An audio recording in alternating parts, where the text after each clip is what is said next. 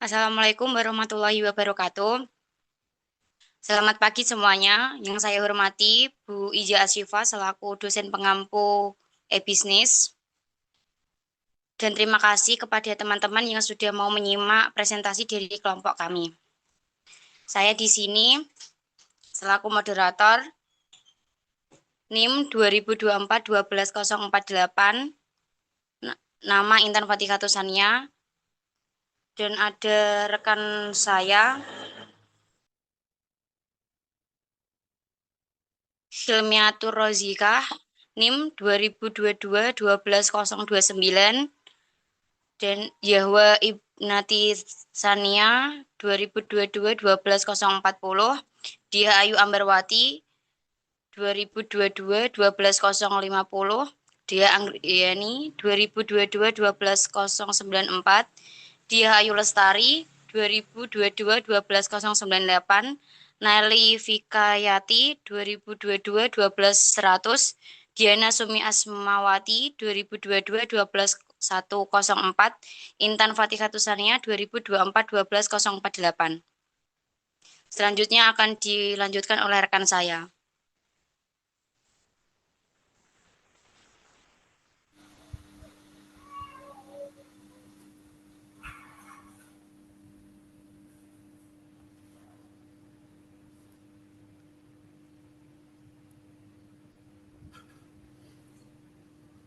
Saya akan menjelaskan definisi Enterprise Research Planning atau ERP. ERP merupakan suatu konsep untuk melakukan perencanaan dan pengelolaan sumber daya perusahaan, yakni dalam bentuk paket aplikasi program integrasi dan multimodul, yang dibuat untuk melayani dan mendukung berbagai fungsi dalam perusahaan, menjadikan pekerjaan menjadi lebih efisien dan bisa memberikan pelayanan yang lebih untuk konsumen, yang di akhir bisa mendapatkan nilai tambah dan memberikan laba maksimal untuk seluruh pihak yang memiliki kepentingan atau perusahaan. Next slide. Selanjutnya, konsep Enterprise Research Planning atau ERP. Menurut OLS 2004, konsep dasar dari Enterprise Research Planning atau ERP adalah sebagai berikut.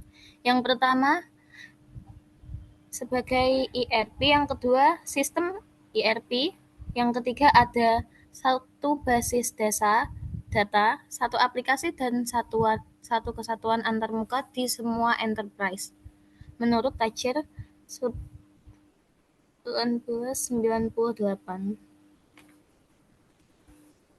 Baik, saya lanjutkan.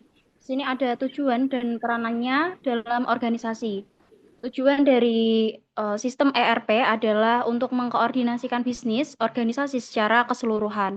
Enterprise Resource Planning merupakan software yang ada dalam organisasi atau perusahaan yang digunakan untuk satu, otomatisasi dan integrasi banyak proses bisnis. Yang kedua, membagi database yang umum dan praktek bisnis melalui enterprise. Yang ketiga, menghasilkan informasi yang real time. Dan yang terakhir, itu memungkinkan perpaduan proses transaksi dan kegiatan perencanaan.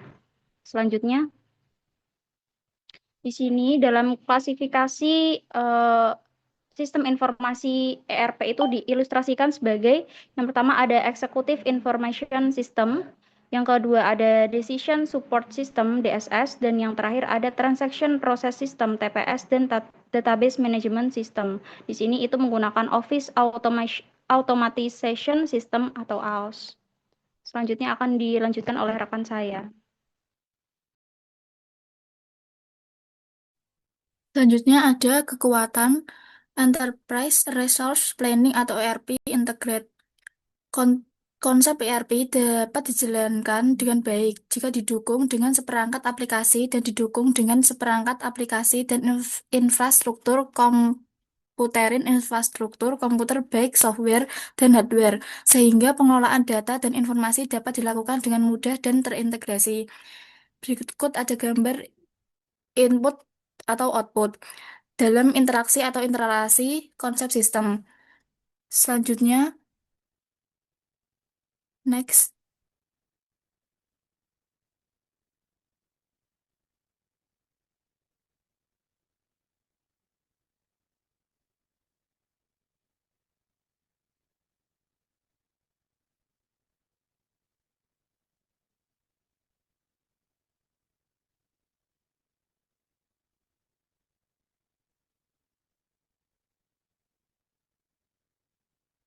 Selanjutnya ada evolusi aplikasi ERP. Yang pertama ada tahap 1.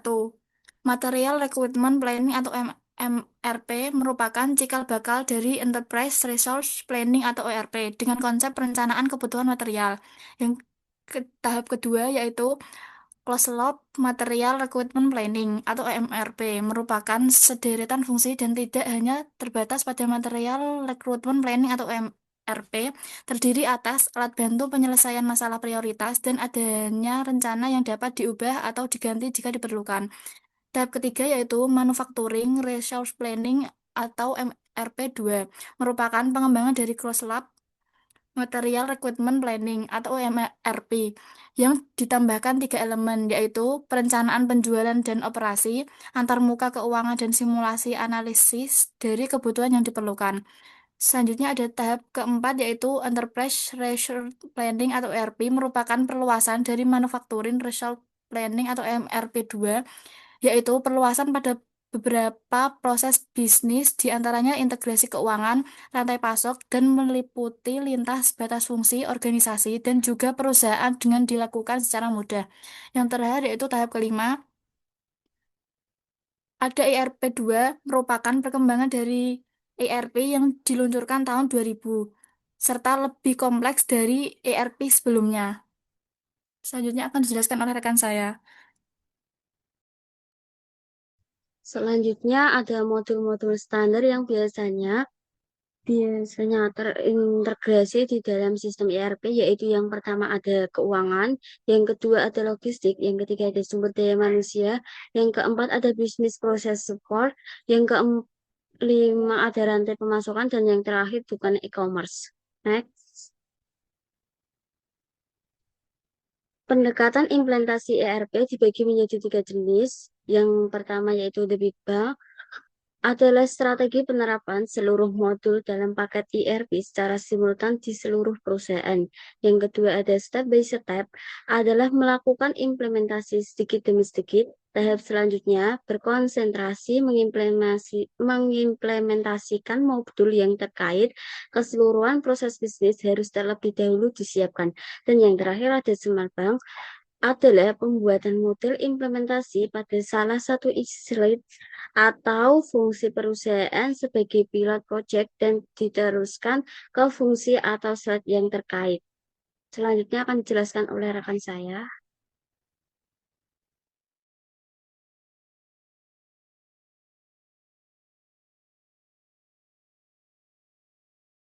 Oke, selanjutnya ada keuntungan implementasi Enterprise Resource Planning atau ERP. Integrasi antar area fungsional yang berbeda untuk meyakinkan komunikasi, produktivitas, dan efisiensi yang tepat. Yang kedua ada rancangan perekayasaan. Yang ketiga ada pelacakan pemesanan dari penerimaan sampai fulfillment. Yang keempat ada mengatur saling ketergantungan dari proses penagihan material yang kompleks.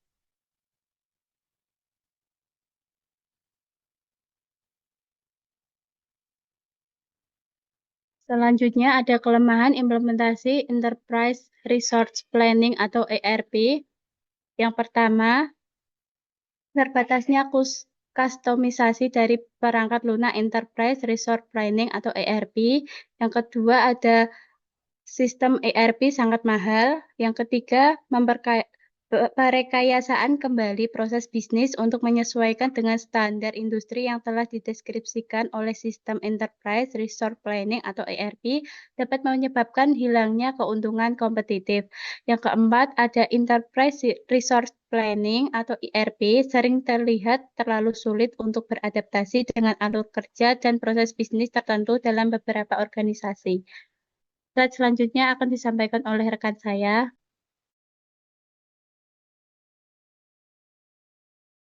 Baik, kemudian ada manfaat menggunakan